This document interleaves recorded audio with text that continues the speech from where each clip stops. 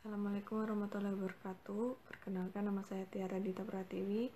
Di video ini saya ingin menyampaikan beberapa topik mengenai K3, yaitu dimana topik yang akan saya bahas ini mengenai kebisingan di tempat kerja. Nah, untuk kebisingan ini menurut beberapa ahli, secara subjektif bising ini diartikan sebagai bunyi yang tidak diinginkan, tidak disukai dan mengganggu. Dan secara objektif, bising ini terdiri atas getaran kompleks yang terdiri atas berbagai frekuensi dan amplitudo, baik yang getarannya bersifat periodik maupun non-periodik. Nah, untuk di lingkungan industri sendiri, ada beberapa jenis seperti bising kontinu, seperti contohnya bunyi kipas angin, bunyi mesin, dan lain-lain. Kemudian bising terputus, contohnya seperti kendaraan yang lewat, dan bising yang berasal dari ledakan tunggal. Untuk dampak dari kebisingan ini di tempat kerja, untuk dampak dari kebisingan di tempat kerja yaitu ada 4, mendapatkan gangguan fisiologis, yaitu dari cepatnya denyut nadi. Kemudian kedua adalah gangguan psikologis seperti susah tidur, gangguan konsentrasi, dan lain sebagainya. Kemudian yang ketiga adalah gangguan komunikasi, di mana dia tidak bisa mendengarkan informasi secara tepat karena ada gangguan pendengaran. Kemudian selanjutnya adalah gangguan pendengaran, di mana akibat seringnya bekerja di dalam paparan kebisingan.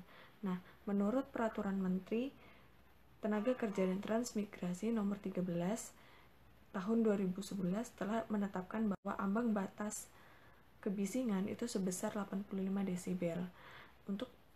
Dan beberapa perusahaan ternyata masih belum menerapkan sesuai dengan peraturan tersebut. Nah, oleh karena itu, hal yang biasa dilakukan untuk menanggulangi hal-hal seperti ini, seharusnya suatu perusahaan itu memiliki peraturan-peraturan khusus untuk mencegah terjadinya gangguan-gangguan yang terjadi pada para pekerja. Contohnya, suatu perusahaan seharusnya menyediakan APD seperti earplug, earmuff, ataupun helmet. Hal itu untuk mencegah terjadinya gangguan-gangguan atau dampak dari kebisingan yang seperti sebelumnya saya jelaskan. Kemudian untuk kontrol yang bisa dilakukan oleh suatu perusahaan untuk pengendalian sumber sendiri itu suatu perusahaan bisa meredam kebisingan yang ada. Kemudian yang kedua adalah suatu perusahaan seharusnya bisa memiliki ruang kontrol di mana ruangan tersebut adalah kedap suara. Kemudian untuk langkah-langkah lainnya yang bisa kita lakukan, yaitu suatu perusahaan bisa mengatur lokasi tempat kerjanya itu dengan memperbesar jarak antara sumber bising dengan pekerjaan, sehingga para pekerja ini bisa bekerja aman tanpa terpapar suara bising yang terlalu tinggi.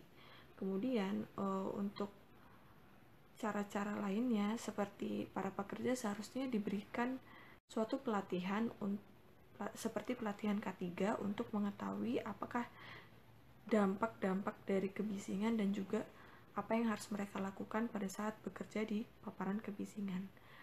Sekian video dari saya mengenai penjelasan K3 untuk materi kebisingan di tempat kerja. Terima kasih. Wassalamualaikum warahmatullahi wabarakatuh.